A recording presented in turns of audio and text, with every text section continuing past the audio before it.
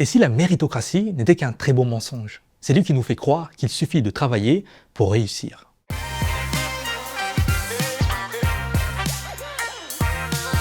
Salut à vous, moi c'est Ramsès Parent, chroniqueur littéraire sur les réseaux sociaux, et aujourd'hui chez Tilt, on parle de méritocratie. Pour cela, on va s'intéresser à 3 œuvres qui évoquent la méritocratie. D'abord, Blue Period, un manga qui nous vient tout droit du Japon par Yamaguchi Tsubatsa. Dans Blue Period, on suit l'histoire de Yatora, un lycéen brillant, mais vide de l'intérieur, qui découvre la peinture. Par manque d'argent, il décide d'intégrer Geidai, l'université des arts de Tokyo. Sauf que le pourcentage des lycéens qui sont acceptés dans cette université est de moins de 1,5%. Alors, il bosse sans relâche. Mais plus il avance, plus il comprend que le talent ne suffit pas. Parce que les autres ont les bons outils, ont les bons parents. Lui, non. C'est là qu'on comprend que la méritocratie se fissure, parce qu'elle récompense moins l'effort que l'héritage. C'est exactement ce que nous montrent les chercheuses Karina Biven et Laïlia Véron dans Trahir et Venger.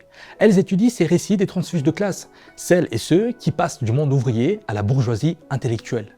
Mais cette ascension se paye d'un prix intérieur, celui de la honte, de la culpabilité et la peur de trahir les siens. Alors, on nous a toujours dit que l'école était faite pour pousser les gens qui travaillent à réussir. Mais est-ce que c'est vraiment le cas? Eh bien, pas totalement.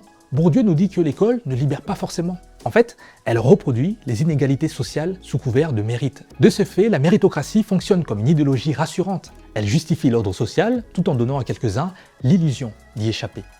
Dans Trahir et Venger, les autrices citent Gérard Noiriel qui disait « Je puisais dans mes dispositions scolaires des armes pour me venger de ceux qui me rejetaient. » Mais peut-on vraiment se venger avec les armes du système qui nous a exclus?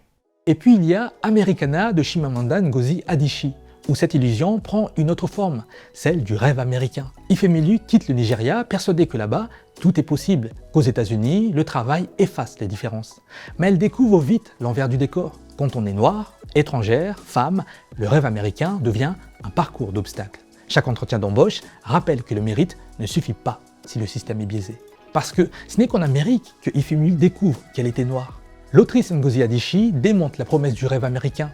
Derrière l'idée d'égalité, il y a une hiérarchie invisible, celle de la race et du genre.